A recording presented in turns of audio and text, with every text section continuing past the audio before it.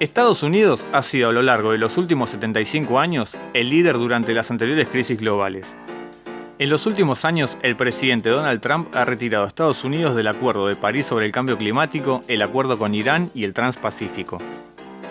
Todo esto podría indicarse como el seguimiento de campaña de Make America Great Again. And we will make America great again. God bless you and good night. I love you.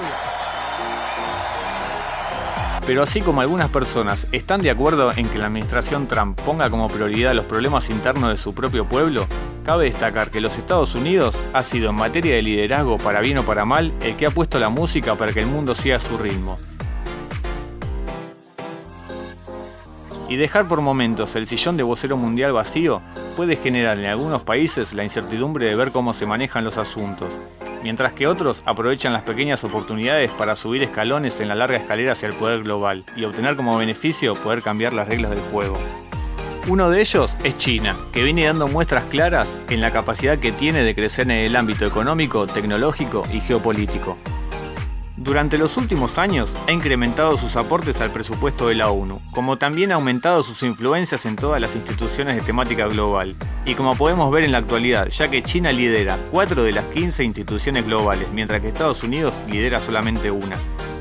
Esto lo ha llevado a formar parte del Consejo de Seguridad de la ONU, junto a Estados Unidos, Rusia, Francia y Reino Unido, que tienen asiento permanente y tienen el poder del veto, permitiéndoles evitar la aprobación de cualquier resolución sustantiva, lo cual siempre ha sido utilizada como herramienta para marcar el curso de la agenda mundial. China ha sido metódica en la manera en que acrecenta sus influencias y marca una clara ideología para un nuevo rumbo, utilizando el veto en varias ocasiones, en clara combinación con el país que más ejerce poder con esta metodología, que es Rusia. La nueva alianza contra el Occidente ha puesto a Xi Jinping y a Vladimir Putin a trabajar de manera casi simbiótica para un objetivo en común que no podrían lograr individualmente. Como se ha visto en marzo del 2018, durante una sesión propuesta por Francia, una sesión informativa en el Consejo de Seguridad de la ONU sobre los abusos contra los derechos en Siria, en el que Rusia y China se opusieron, pudiendo así no aprobar el programa y suspendiendo la reunión, demostrando ser una potencia que tiene la espalda para imponer con entereza sus ideas, como no lo podrían haber hecho décadas atrás.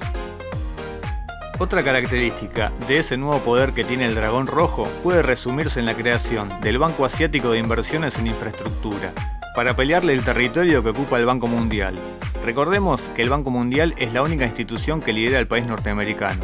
sumándose esto a la antigua creación de la Organización de Cooperación de Shanghái, integrada por China, Rusia, India y Pakistán, entre otros, lo que básicamente había sido una manera de llevar su papel de expansión de influencias en sus alrededores, dejando fuera de la conversación a los Estados Unidos. Mientras el poder del Oriente arrincona cada vez más a los intereses del tío Sam en la ONU, desde Washington alegan que ese poder podría ser perjudicial para la integridad de los derechos humanos. Siguiendo nuestro presente, la crisis pandémica global se aferra cada vez más a la realidad del mundo, aprovechando la inestable y vulnerable respuesta de Donald Trump. Y el mundo, sin tener una respuesta al mirar hacia arriba por falta de liderazgo, ha optado por manejar una crisis que es global de manera individual, teniendo como único manual el improvisado manejo de la Organización Mundial de la Salud. En cuanto por la ventana observamos una disputa en todo su esplendor por quién será el que marque las decisiones de la agenda en la tan ansiada era de la pospandemia.